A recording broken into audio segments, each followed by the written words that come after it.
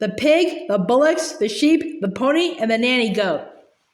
At that moment, George's mother came back from shopping in the village. She drove her car into the yard and got out. She was carrying a bottle of milk in one hand and a bag of groceries in the other. The first thing she saw was a gigantic brown hen towering over little George. She dropped the bottle of milk. Then Grandma started shouting at her from the rooftop, and when she looked up and saw Grandma's head sticking up through the tiles, she dropped a bag of groceries. "How about that then, eh, Mary?" Grandma shouted. "I'll bet you've never seen a hen as big as that. That's George's giant hen, that is." But, stammered George's mother. "It's George's magic medicine," Grandma shouted. "We've both of us had it, the hen and I."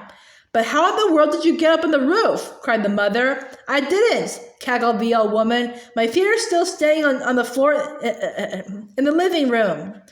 This was just too much for George's mother to understand. She just goggled and gaped. She looked as though she was going to faint. A second later, George's father appeared. His name was Mr. Killy Cranky. Mr. Cranky was a small man with bandy legs and a huge head. He was a kind father to George, but he was not an easy person to live with because even the smallest things got him all worked up and excited. The hen standing in the yard was certainly not a small thing, and when Mr. Cranky saw it, he started jumping about as though something was burning his feet. "Great heavens!" he cried, waving his arms. "What's this? What's happened? Where did it come from? It's a giant hen. Who did it?" "I did," George said. "Look at me!" Grandma shouted from the rooftop. "Never mind about the hen. What about me?"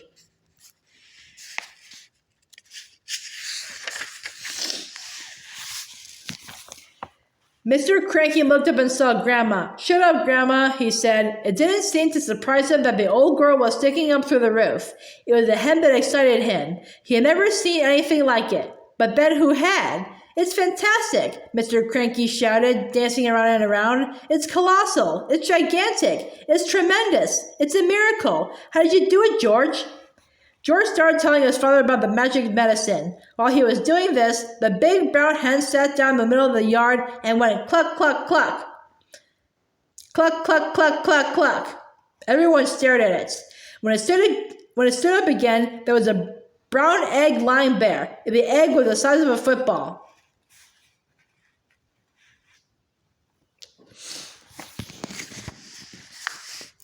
That egg would make scrambled eggs for 20 people, Mrs. Cranky said.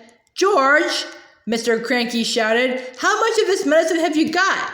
"Lots," George said. "There's a big potful in the kitchen, and this bottle here's nearly full."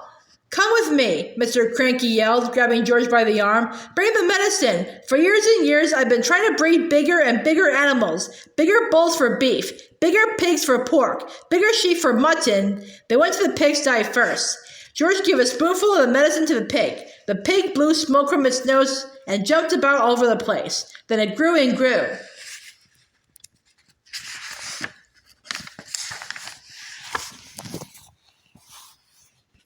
In the end, it looked like this.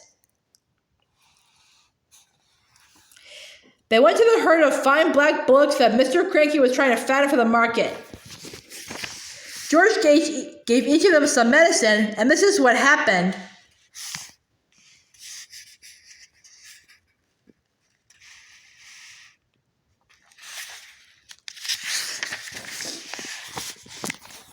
Then the sheep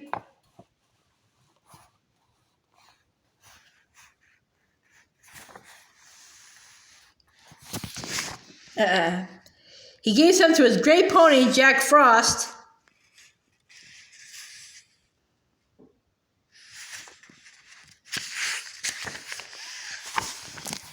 And finally, just for fun, he gave some to Alma, the nanny goat.